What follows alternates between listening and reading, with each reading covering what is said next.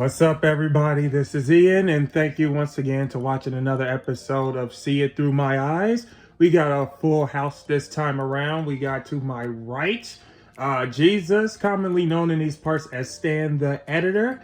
And then we have to my left, the banker, financial advisor, the financial coach. Do not get me sued. The top salesman, Omar, is here. He's queer. We're all used to it. And then we have our director, script writer himself, Mr. Ricardo. Now, if you do like this episode, we do ask that you like, comment, share, and subscribe, and all that good stuff. And if you don't like it, and please hit the like while you're yourself. We also have Lucy as well, who's somewhere probably sleeping, blinking, thinking. We don't really know, but you know, if you guys support our channel, we'll probably get to the bottom of that. Whatever goes on in that mind of hers. Good stuff, good stuff. And on today's episode, the topic, which is going to be a 3-episode series about the school system, primarily our experiences and our opinions on them. We are going to be breaking them up into, what will you call them? I don't know. Middle school, high school, and then college years. So today's episode will be the first, elementary/middle school. I believe everybody here went to CPS, correct? Ah, yes. Chicago Public Schools. Oh man, you did go to Chicago Public Schools. So did you. Mr. 13 stars. Great education, great education. Great start, guys. Proving that no child should be left behind. Maybe some. So for today's episode, we have 4 questions. So like Ian mentioned at the beginning, today we have a full house. We have Mr. Omar, me and Ian, and Mr. Cinnamon over here to our left. It's Stan the Editor. It's Cinnamon Man today because he ate cinnamon cookies. Or what was it? I think it was like a cinnamon bun. It's a cinnamon bun. It is? It's a form of a cinnamon bun. You gave away a cinnamon bun, Ian. Huh? You gave away a cinnamon bun. I got like 2 boxes, so we're fine. Continue. Oh my god, I'm gonna need one more before I leave. Slow and hungry. No, I guess. So the first question, boys, men, gentlemen. Yeah. Gentlemen, let's go with gentlemen. Gentlemen, Who are you calling gentle? what? All right. Who are you calling, man? What do you know about my pronouns? Well, before we First- get canceled, let's continue on. First question, what would share a experience, or it could be 2 experiences, of your middle school time? One good, one bad, or like I said, it could be up to 2 different experiences. So we're going to go in order. Mr. Cinnamon, you go first. Let's see. Some good experiences are just I made a lot of friends within that time, and I did some after school programs and stuff like that at the time. Nerd! Hey, I needed something to do. Okay. And then some bad experiences were some issues with. He's so traumatized. He can't even take it. So there was at least a few bad experiences. Oh, bad experience. I personally, Very supportive in this group. Like, just What? also out of. Is it that traumatic? Yeah, we both It's coming back to breathtaking. him. yeah, it's breathtaking, you know, some could say. So financially, they had to make a lot of cuts, and unfortunately, one of the programs that got cut was the program for the visually and blind students, and well, they got moved to a school on the north side, and my mom didn't want to move, so I stayed at the school for a year. So the entire 8th grade year, I had like a teacher coming to see me every maybe 2 weeks to see how I was doing in terms of progress, and maybe like teach me something that I was falling behind on, even though I was falling behind on everything. But you know, that's not the point. So yeah, that had to be like one of the worst experiences like that I've ever been through, at least in a school setting, you know. We went to the same middle school, right? I think Yeah. I know the teacher. That, We did. I don't know if yeah. were you still there or did you also? No, I was already gone by then when you was in middle Oh, school. So yeah. because that's literally when the visually impaired program was like leaving. Yeah, they were cut like for financial reasons. Yeah. So. Don't worry, Omar. We went to the same school. Oh yes. We could do the same thing. Mm-hmm. Yeah. So no, I guess I'll go on to you now, since you know.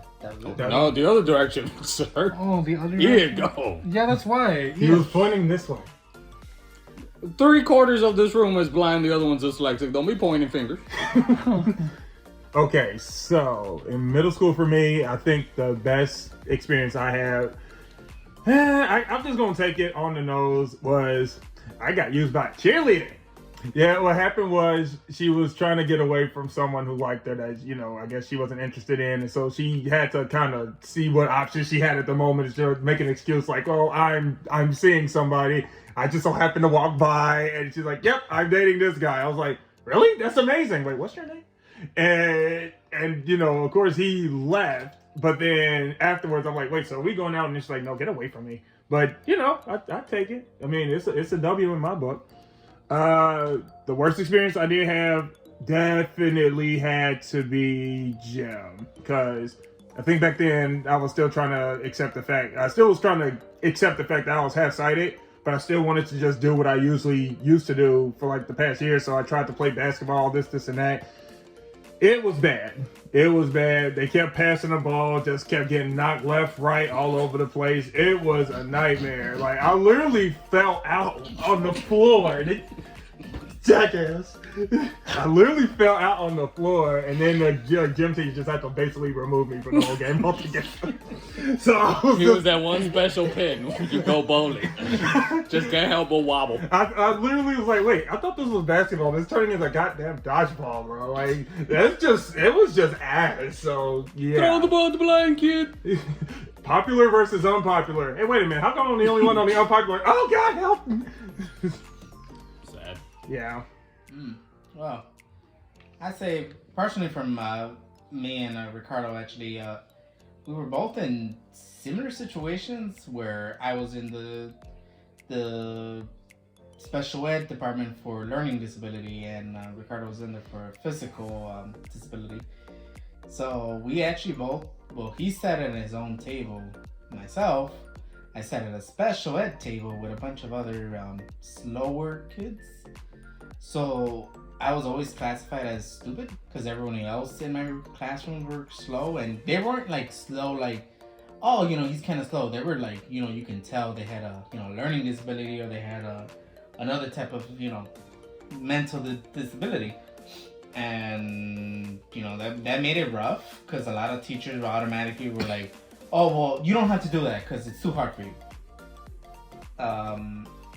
The time that I surprised them was when they asked me the question of how gears work for a bicycle. Why, when you go halfway on the big gear, the little gear in the back has made a full turn. And I knew the answer to that, and I answered, and they were looking at me like, wait, what? You're smart? Like, yeah, I mean, I just don't know how to read or write, and I actually learned how to read and write in high school. And that's just how, poorly the CPS was. And They didn't let me read in 6th grade. I know. They were like, you're too dumb. You don't. They just said I took too long to read. Oh, because you couldn't see the basketball. Yeah. Yeah, those were my experiences. Richie? Any good ones? Oh shit. I mean, There was the 2 parts to it. The good one was that he told them what the gears were on the bike. I mean, I guess the good part of it was that, I didn't die, and Well, when you go to school, you come back every day. In Chicago, I guess that's a blessing. No, I mean, honest. I think the good part was that they were able to actually send me off to a good program, because they needed my I needed their blessings to go to the special ed program that helped me read in high school. So kind of piggybacking off of what you just said. So with me, I wasn't in a class with anybody else because I was the only visually impaired student. Um, I I was born with a detached retina. It was obvious that I had a visual problem since I was born. It was in kindergarten. My kindergarten teacher told my mom, but nothing was really ever done until first grade. And it wasn't done until the end of first grade when I was failing. And it wasn't because I didn't get the material, but it was because I couldn't see the board. I couldn't read the book. I had no glasses. I had no help. So that's when I had my first IEP. They talked to my mom. They talked about holding me back a year and putting me with an assistant, and then obviously getting like all the materials, all the assistance that I would need.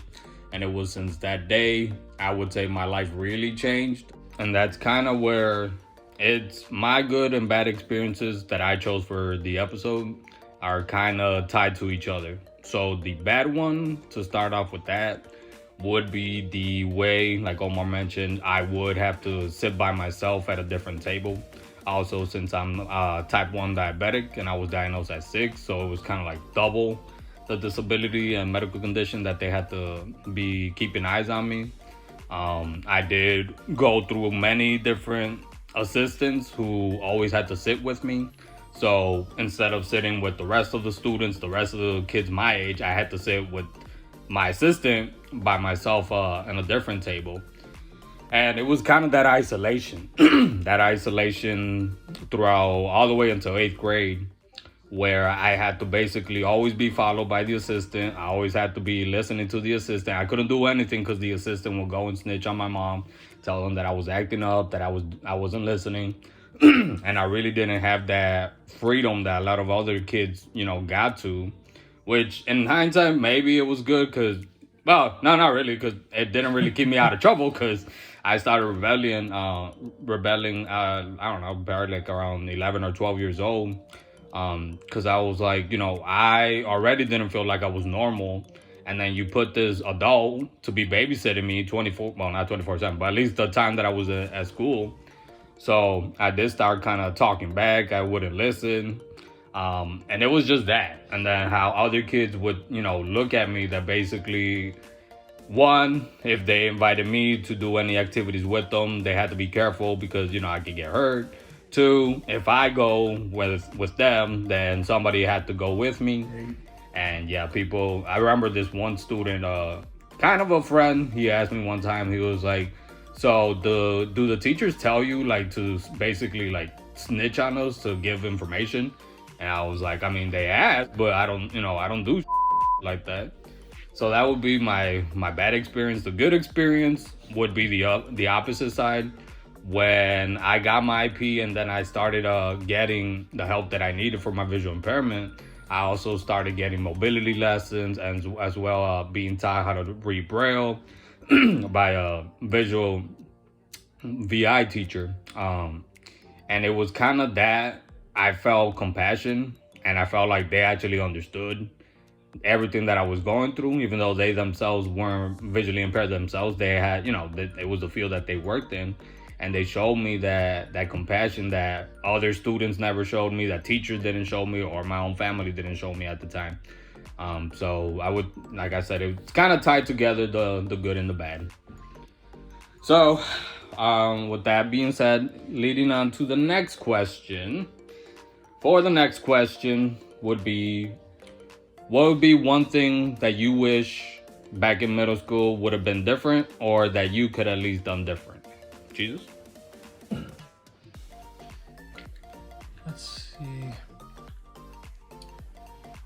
Probably, I kind of did wish that I moved with the other kids to the other school. Just wishing that I didn't have to go through the constant uncertainty of just being the only one literally to be in that program, because the other thing that I forgot was that since I was technically the only one in that program, I was just, the only one in the entire school who was like blind or had a visual disability. And so it changed a lot of things. Some people did change, unfortunately. Some did stay the same. But yeah, honestly, I think if I had a choice, I would have gone to the other school. I think on my end, what I would have kind of wish I did better was just kind of opened up to my classmates a bit more because back then I was going through a lot. I just got you're visually impaired, you're half sighted, and so I got kind of moved quickly from a school I've been at for like years to this whole new place with this whole new demographic of kids that I've never talked to and all that, and it's just I was going through a lot because it's bad enough you're the new kid because they already start the semester and they already was familiar with each other from like I don't know preschool, kindergarten up to that point. I didn't know any of them. It was a blank slate for me. I had no clue who any of them were, and I was the new kid just getting dropped into their class.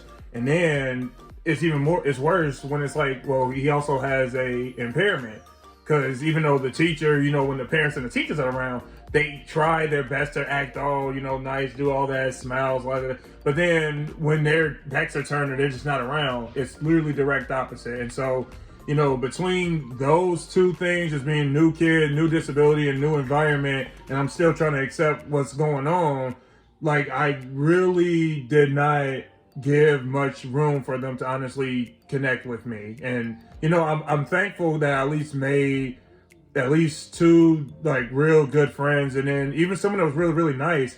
I do look back on it. I probably should have been more open, but I couldn't verbalize it. It was just a lot kind of happening all at once, and mom, teachers telling you, you got to rise above it, giving you all that motivational stuff, and it's like I don't need that right now. I need to really kind of figure this stuff out because it was just a lot all at once. And I mean, I'm going to go on record right on this recording too. Just like I don't hold any grudges against any of them. Like I do hope they're all doing like the very best because they were pretty cool. They were kids, but kids be stupid. So yeah. Yeah, and I think me personally, the biggest thing different I would have done different is simply acting normal with the kids. That's probably Lucy. Acting normal, doing more things, staying after school. There's a lot of opportunities that I let go simply because I felt ashamed and I didn't want to be around people. Now that I'm older, I'm like, damn, I wish I could have fucking done that. I wish I could have, hanged out with the cool kids and learn different things and be more social. Now, even though I'm a social butterfly, it's all things that I've learned as an adult. It's not naturally. So, when I wrote the question, I had something in mind about what I would have liked to done different. And then when I came up with it, I kind of went back once I had my option, and I had to really think about it because I'm thinking about it now as a 29-year-old man, where I was 20 years ago. I didn't have that knowledge that I have now. I was also going through different things that it makes it hard for a 9-year-old, for example, to make an adult type of decision with the wisdom, at 29 at 9. You get me? So to me, it's not really what could I have done different. It's more what I wished would have been different. You get me? Because and again, I'm not throwing shade at anybody here, but I also want us to kind of take away the fact that we didn't choose the situations that we were put in. That's true. We didn't choose to be born with the disability or medical condition that we had. We didn't choose to be put in the family household that we did, or put in the school system that we were, or be surrounded by the kids and the people that we were. We had the knowledge that we had, that we needed, that we were given. So to want to try to change something, well, it's now, you would have changed things now. But at that age, I feel you were supposed to go through what you were supposed to go through. So with, getting out my soapbox to answer the question, the thing that I wish would have been different, it's kind of like So for me, I kind of wish I would have been surrounded a little bit more by other people with disabilities, specifically visual impairments. But any other kids with disabilities, I did meet through my VI teacher. I did meet this one student who was in high school. He was a Hispanic dude, real cool dude, and we stayed in contact for a couple years. And he himself was completely blind, and I really looked up to him. And I kind of sometimes think if I was surrounded around more visually impaired people, would my view on my disability and my confidence would have been different the minute that I transitioned into high school when I was surrounded by other visually impaired people, because it was a whole new world for me. So well, I mean, you know, I didn't mean to interrupt it, but I know one of the issues that I did have was just when they would try to force us to intermingle with those with disabilities. Like, y'all get what I'm saying? Mm-hmm. Where it's just, you know, you're blind, they're blind, or in your case, oh my, like you're dyslexic, you know, there's a disability, and they try to force and integrate y'all to have a connection. Because I told you straight up, like, I mean, at one time it was just me, but then, and when I got to 8th grade, that's when the other blind person came in, and we didn't like each other. We didn't. And, you know, they tried to force us to be friends, even tried to force us to try to be something more than friends. And it's like, we weren't even at that level. And I always can't stand that. Where it's just, you know, if it's a natural friendship where it's built like around real stuff that people connect with on friend level versus just, you're busted up, I'm busted up, let's put these busted up parts together and make a friendship. I'd rather have that. Because that's sometimes the issue that where they go wrong, they just try to put us amongst people who are just like disabled as us, and they expect us to just get along. It's like, you don't meet people in the world like that. So why do you think we should?